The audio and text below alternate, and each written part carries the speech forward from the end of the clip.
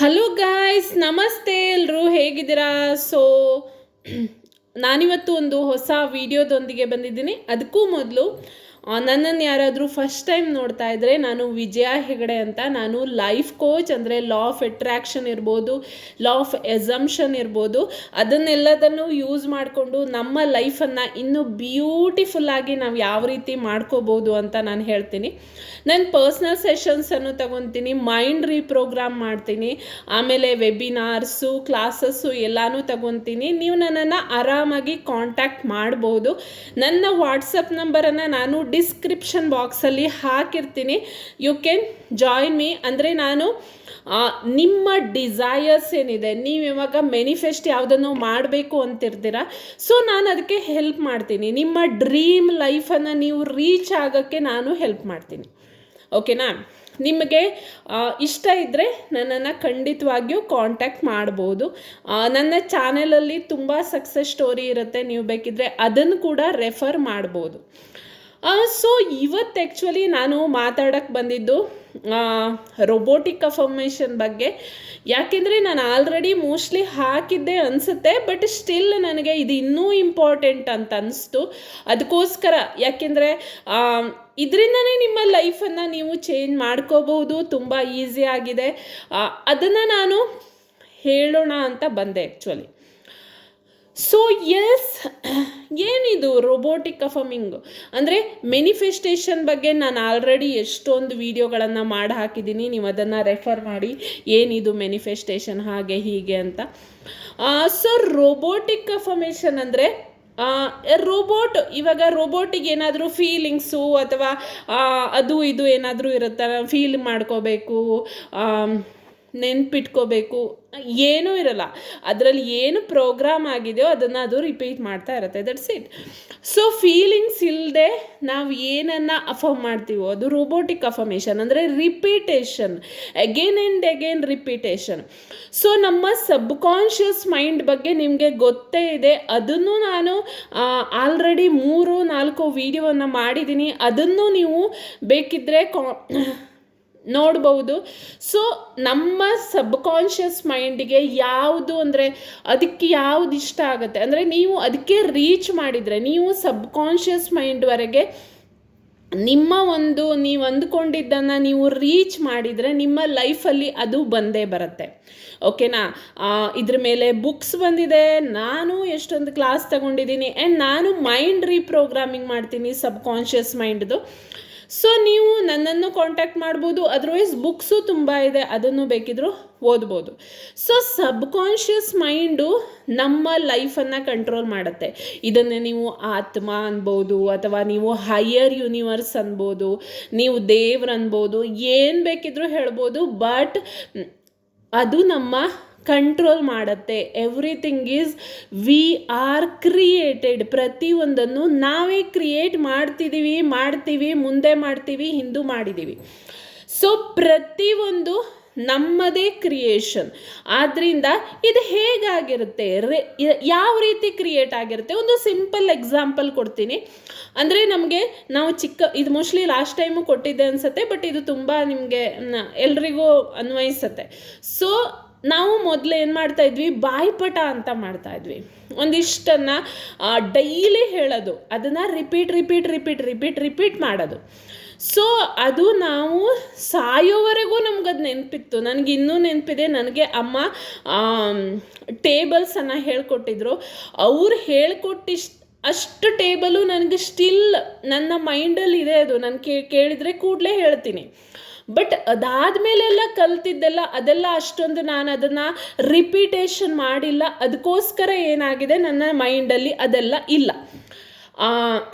So ಅದೇ ರೀತಿ ನಾವು ಇಷ್ಟು ದಿವಸ ಏನೇನು ಕಲ್ತಿದ್ದೀವಿ ಪ್ರತಿಯೊಂದೂ ನಾವು ರಿಪೀಟೇಷನ್ ಮಾಡಿ ಕಲ್ತಿದ್ದು.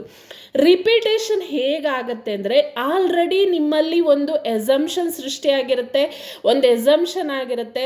ಅಂದರೆ ಒಂದು ನ್ಯೂರೋ ಪಾತ್ವೇ, ಅಂದರೆ ಒಂದು ನಿಮ್ಮ ಬ್ರೈನಲ್ಲಿ ಒಂದು ನ್ಯೂರೋ ಪಾತ್ವೇ ಅದು ಒಂದು ಕ್ರಿಯೇಟ್ ಆಗಿರುತ್ತೆ. ಸೊ ನೀವು ಇವಾಗ ನಿಮ್ಮ ಒಂದು ಹೊಸ ಎಸಂಪ್ಷನ್ಸನ್ನು ಸೆಟ್ ಮಾಡಬೇಕು ಅಂದರೆ ಆ ಓಲ್ಡ್ ನ್ಯೂರೋ ಪಾತ್ವೇ ಏನಿದೆ ಅದು ಅಳಿಸ್ಬಿಟ್ಟು ಹೊಸದನ್ನು ಮಾಡಬೇಕು. ಅದು ಹೇಗಾಗತ್ತೆ? ಸಿಂಪ್ಲಿ ಅಂದರೆ ನೀವು ರಿಪೀಟೇಷನನ್ನು ಮಾಡಬೇಕಾಗತ್ತೆ. ಇವಾಗ SP ಬಗ್ಗೆ ಇರ್ಬೋದು, ಹಿ ಲವ್ಸ್ ಮೀ ನಾವಿಬ್ಬರು ತುಂಬ ಚೆನ್ನಾಗಿದ್ದೀವಿ, ಅಥವಾ ನಿಮ್ಮ ಹಸ್ಬೆಂಡ್ ಬಗ್ಗೆ ಇರ್ಬೋದು, ಅಥವಾ ಮನಿ ಬಗ್ಗೆ ಇರ್ಬೋದು.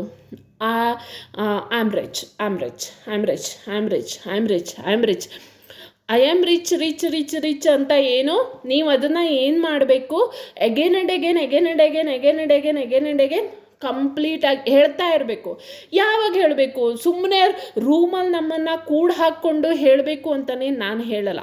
ಓಕೆ, ಸೊ ನಿಮ್ಮ ಎಲ್ಲ ಲೈಫನ್ನೆಲ್ಲ ಬಿಟ್ಟು ಬರೀ ರಿಪೀಟ್ ಮಾಡಿ ಅಂತ ನಾನು ಯಾವತ್ತೂ ಹೇಳಲ್ಲ. ಸೊ ಯಾವ ರೀತಿ ಮಾಡಬೇಕು ಅಂದರೆ, ನೀವು ಏನು ಕೆಲಸ ಮಾಡ್ತಿದ್ರೋ ಆವಾಗೆಲ್ಲ, ಇವಾಗ ಸ್ನಾನ ಮಾಡೋದಿರ್ಬೋದು, ಮನೆಯಲ್ಲೆಲ್ಲ ಅಡುಗೆ ಮಾಡೋದಿರ್ಬೋದು, ಅಂದರೆ ಡೈಲಿ ನಿಮಗೆ ಅವಶ್ಯಕತೆ ಅಂದರೆ ಅಲ್ಲಿ ನಿಮ್ಮ ಒಂದು ಫೋಕಸ್ ಡೈಲಿ ಮಾಡೋದೇನಾಗಿರುತ್ತೆ, ಸೇಮ್ ರಿಪಿಟೇಷನಿಂದ ನಿಮ್ಗೆ ಅಭ್ಯಾಸ ಆಗಿಬಿಟ್ಟಿರುತ್ತೆ. ಸೊ ಆವಾಗ ನೀವೇನು ಮಾಡಬೇಕು, ನಿಮ್ಮ ಒಂದು ಅಫರ್ಮೇಷನನ್ನು ರಿಪೀಟ್ ಮಾಡಬೇಕು. ಓಕೆನಾ? ಸೊ ಅಷ್ಟೇ ಇರೋದು, ಇಷ್ಟೇ, ಸೋ ಸಿಂಪಲ್. ಸೊ ಅಫರ್ಮೇಷನನ್ನು ರಿಪೀಟ್ ಮಾಡಬೇಕು, ಅಷ್ಟೇ ಇರೋದು. ಸೊ ಅದು ರೊಬೋಟಿಕ್ ಆಗಿ, ಯಾವುದೇ ರೀತಿ ಫೀಲಿಂಗ್ಸ್ ಬೇಕು ಅಂತ ಇಲ್ಲ, ಏನು ಬೇಕು ಅಂತ ಇಲ್ಲ. ನೀವು ಜಸ್ಟ್ ರಿಪೀಟ್ ಬರೀ ರಿಪೀಟ್ ಮಾಡಿದರೆ ಅಷ್ಟೇ ಸಾಕಾಗತ್ತೆ. ನಿಮ್ಮ ಒಂದು ನೀವು 100% ಮ್ಯಾನಿಫೆಸ್ಟೇಷನನ್ನು ಮಾಡ್ತೀರಾ. ಸೊ ಖಂಡಿತವಾಗಿಯೂ ಪ್ರತಿಯೊಂದನ್ನು ನಾವು ರಿಪೀಟೇಷನಿಂದನೇ ನಾವು ಪ್ರತಿಯೊಂದನ್ನು ಮ್ಯಾನಿಫೆಸ್ಟ್ ಮಾಡ್ತೀವಿ. ತುಂಬ ಇದೆ. ಒಂದು ಸರಿ ಏನಾಯಿತು, ನಾನು ಅದು ಪಿಂಕ್ ಕಲರ್ ಕಾರು, ಓಕೆನಾ, ಒಂದು ರೀತಿ ಲೈಟ್ ಪಿಂಕು. ಅದೇನಾಯಿತು, ನಾನು ಯೂಶ್ವಲಿ ಆ ರೀತಿ ಮಾಡಲ್ಲ.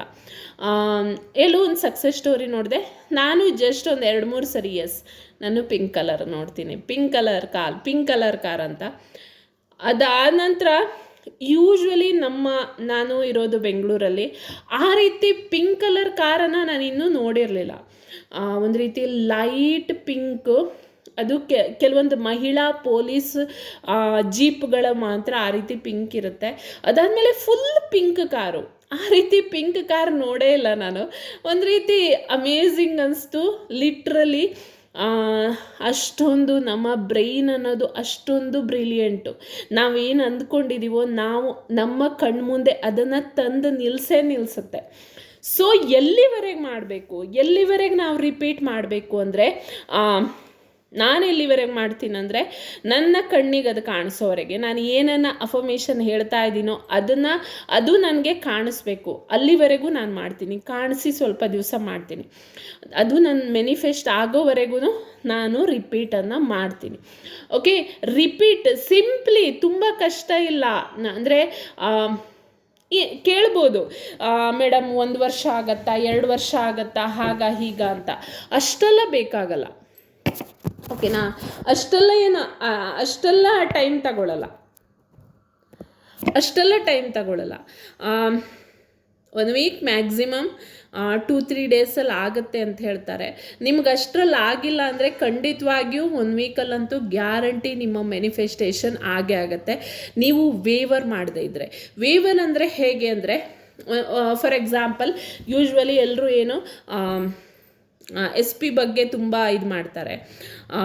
ಸೊ ಇವಾಗ ನಿಮ್ಮ ಲವ್ವರ್ ಅಥವಾ ನಿಮ್ಮ ಸ್ಪೆಷಲ್ ಪರ್ಸನ್ ಅಂತ ಏನಿದ್ದಾರೆ, ಅವರು ನಿಮಗೆ ಮೆಸೇಜ್ ಕಳಿಸ್ಬೇಕು ಅಂತ ಇರುತ್ತೆ, ಅಥವಾ ಅವರದ್ದು ಮೆಸೇಜ್ಗೋಸ್ಕರ ನೀವು ವೆಯ್ಟ್ ಮಾಡ್ತಾ ಇರ್ತೀರಾ ಅಂತ ಇಟ್ಕೊಳ್ಳಿ. ಹಿ ಲವ್ಸ್ ಮೀ, ಅವರು ಮೆಸೇಜ್ ಮಾಡಿದ್ದಾರೆ ಅಂತ ನೀವೇನು ಮಾಡ್ತೀರಾ, ರಿಪೀಟ್ ಮಾಡ್ತಾನೆ ಇರ್ತೀರಾ.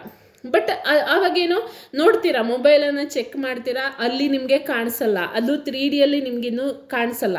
ನೀವು ಅದನ್ನು ಕ್ರಿಯೇಟ್ ಮಾಡಿರ್ತೀರಾ, ಬಟ್ ಅದು ನಿಮ್ಮ 3Dಯಲ್ಲಿ ಇನ್ನೂ ಬಂದಿರಲ್ಲ. ಸೊ ಆವಾಗೇನು ಮಾಡ್ತೀರಾ, ಇನ್ನೂ ಬಂದಿಲ್ಲ.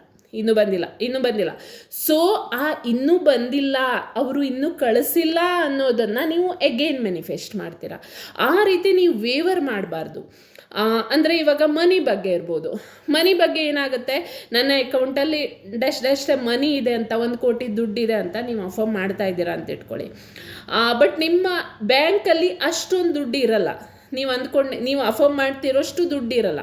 ಸೊ ಆವಾಗ ಏನು ಮಾಡ್ತೀರಾ, ನಿಮ್ಮ ಅಕೌಂಟ್ ಬ್ಯಾಲೆನ್ಸನ್ನು ನೀವು ಚೆಕ್ ಮಾಡ್ತಾ ಇರ್ತೀರ, ಇಷ್ಟೇ. ಅಥವಾ ಯಾವುದೋ ಒಂದು ಖರ್ಚು ಮಾಡುವಾಗ ನಿಮಗೆ ಟೆನ್ಷನ್ ಆಗುತ್ತೆ, ಅಯ್ಯೋ ದುಡ್ಡಿಲ್ವಲ್ಲ ಅಂತ. ಸೊ ಅದೆಲ್ಲ ವೇವರಿಂಗ್. ನೀವು ಆಲ್ರೆಡಿ ಕ್ರಿಯೇಟ್ ಮಾಡಿದ್ದೀರ, ಅದನ್ನು ನಿಮ್ಮ ಕಣ್ಮುಂದೆ ಕಾಣೋವರೆಗೂ ಅಟ್ಲೀಸ್ಟ್ ಮೈಂಡಲ್ಲಿ ನೀವು ಆ ಪರ್ಸನ್ ಆಗಿರಬೇಕು. ಅದಕ್ಕೋಸ್ಕರ ವೆಯ್ಟ್ ಮಾಡೋದು ಬೇಡ, ಬಿಕಾಸ್ ಇಟ್ಸ್ ಆಲ್ರೆಡಿ ನೀವು ಅದನ್ನು ಕ್ರಿಯೇಟ್ ಮಾಡಾಗಿದೆ, ಇಟ್ಸ್ ಡನ್. ನೀವು ಆ ಪರ್ಸನ್ ಆಗಿದ್ದೀರಾ. ನೀವು ರಿಪೀಟ್ ಮಾಡ್ತಾ ಏನಾಗುತ್ತೆ, ನಿಮ್ಮ ಫೀಲಿಂಗ್ಸ್ ಅದೇ ಆಗುತ್ತೆ, ನೀವು ಆ ಪರ್ಸನ್ ಆಗಿ ಕನ್ವರ್ಟ್ ಆಗ್ತಾ ಹೋಗ್ತೀರಾ. ಸೊ ಎಸ್,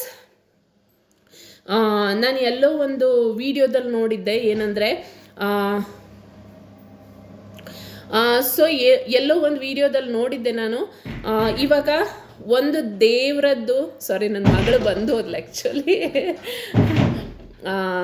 ಸೊ ಯಾವುದೋ ಒಂದು ವಿಡಿಯೋದಲ್ಲಿ ನಾನು ಯಾರೋ ಹೇಳಿದ್ದನ್ನು ನೋಡಿದ್ದೆ, ಅಥವಾ ಬುಕ್ಸಲ್ಲಿ ಓದಿದ್ದೀನೋ ಏನೋ ನೆನಪಿಲ್ಲ. ಸೊ ಏನಂದರೆ, ನಾವಿವಾಗ ನೀವು ಒಂದು ದೇವರನ್ನ ಪೂಜೆ ಮಾಡ್ತಾ ಇರ್ತೀರಾ ಅಂತ ಇಟ್ಕೊಳ್ಳಿ. ಆ ದೇವರನ್ನ ಪೂಜೆ ಮಾಡ್ತಾ ಏನಾಗ್ತೀರಾ, ನೀವು ಆ ಪರ್ಸನ್ ಆಗಿಬಿಡ್ತೀರಾ. ಅಂದರೆ ಆ ದೇವರಲ್ಲಿ ಇವಾಗ ಆಂಜನೇಯ ಅಂದರೆ ಆಂಜನೇಯನ ಗುಣಗಳೆಲ್ಲ, ಅಂದರೆ ಅದರಲ್ಲಿ ಸ್ಲೈಟ್ಲಿ ನಿಮ್ಮಲ್ಲೂ ಅದು ಬರುತ್ತೆ, ನೀವು ಕರೆಕ್ಟಾಗಿ ಪರ್ಫೆಕ್ಟಾಗಿ ಪೂಜೆ ಮಾಡಿದರೆ. ಸೊ ಅಂದರೆ ನೀವು ಅಫರ್ಮೇಷನ್ ಹೇಳ್ತಾ ಏನಾಗುತ್ತೆ, ಆ ಪರ್ಸನ್ ಆಗಿ ನೀವು ಕನ್ವರ್ಟ್ ಆಗ್ತೀರಾ. ನಿಮಗೆ ಗೊತ್ತೇ ಇರಲ್ಲ, ಐ ಆಮ್ ರಿಚ್ ಅಂತ ಹೇಳ್ತಾ ನಿಮ್ಮ ಮೈಂಡು ಅದನ್ನು ಎಕ್ಸೆಪ್ಟ್ ಮಾಡುತ್ತೆ. ಅದರೊಟ್ಟಿಗೆ ಎಷ್ಟೊಂದು ಸ್ಟೋರೀಸ್ ಕ್ರಿಯೇಟ್ ಆಗುತ್ತೆ, ಸ್ಟೋರಿಯನ್ನು ಹೇಳ್ತಾ ಹೋಗ್ತೀರಾ. ಇದೆಲ್ಲನೂ ಆಗುತ್ತೆ, ಬಟ್ ನೀವಷ್ಟು ರಿಪೀಟ್ ಮಾಡಬೇಕು. ಓಲ್ಡ್ ಸ್ಟೋರಿ ಬಿಟ್ಟು ನ್ಯೂ ಸ್ಟೋರಿಯನ್ನು ರಿಪೀಟ್ ಮಾಡಬೇಕು. ಓಕೆನಾ? ಸೊ ಇವತ್ತು ಸುಮಾರು ದೊಡ್ಡದಾಯಿತು ವಿಡಿಯೋ. ಓಕೆ, ಸೊ ಎಸ್, ನಿಮಗೆ ಇಷ್ಟ ಆದರೆ ಎಲ್ರಿಗೂ ನಿಮ್ಮ ಫ್ರೆಂಡ್ಸಿಗೆಲ್ಲ ದಯವಿಟ್ಟು ಶೇರ್ ಮಾಡಿ. ಅದು ಅಲ್ಲದೆ ಮನಿ ಮ್ಯಾಜಿಕ್ ವರ್ಕ್ಶಾಪ್ ಇದೆ, ಅದಕ್ಕೂ ನೀವು ಜಾಯ್ನ್ ಆಗ್ಬೋದು. ಇಟ್ಸ್ ಅ ಸ್ಮಾಲ್ ಅಮೌಂಟ್, 555 ಇರುತ್ತೆ ಮ್ಯಾಕ್ಸಿಮಮ್, ಅಂದರೆ ಮಿನಿಮಮ್ ಅಂದರೂ 5 ತಾಸು ಇರುತ್ತೆ. ಸಂಡೇ 4ನೇ ತಾರೀಕು, ಆಗಸ್ಟ್ 4ನೇ ತಾರೀಕಿಗಿರುತ್ತೆ. ಖಂಡಿತವಾಗಿಯೂ ಜಾಯ್ನ್ ಆಗಿ, ತುಂಬ ಒಂದು ರೀತಿ ಅಮೇಝಿಂಗ್ ಆಗಿರೋ ವರ್ಕ್ಶಾಪ್ ಅದು. ಅದನ್ನು ನಾನು ಡಿಸ್ಕ್ರಿಪ್ಷನಲ್ಲಿ ಹಾಕಿರ್ತೀನಿ, ಅದ್ರ ಮೇಲೆ ವಿಡಿಯೋ ಮಾಡಿದ್ದನ್ನು. ಸೊ ಖಂಡಿತವಾಗಿಯೂ ಈ ಲೈಫ್ ಅನ್ನೋದು ಒಂದು ರೀತಿ ಮ್ಯಾಜಿಕಲ್ ಆಗಿದೆ, ವರಿ ಮಾಡ್ಕೊಳಕ್ಕೆ ಹೋಗಬೇಡಿ. ಯು ಆರ್ ದ ಕ್ರಿಯೇಟರ್, ಏನು ಬೇಕಿದ್ರೂ ಕ್ರಿಯೇಟ್ ಮಾಡ್ಬೋದು. ಓಕೆನಾ? ಸೊ ಎಸ್, ಬಾಯ್, ಒಳ್ಳೆಯದಾಗಲಿ. God bless you everyone. ಒಳ್ಳೆಯದಾಗಲಿ. ಬಾಯ್.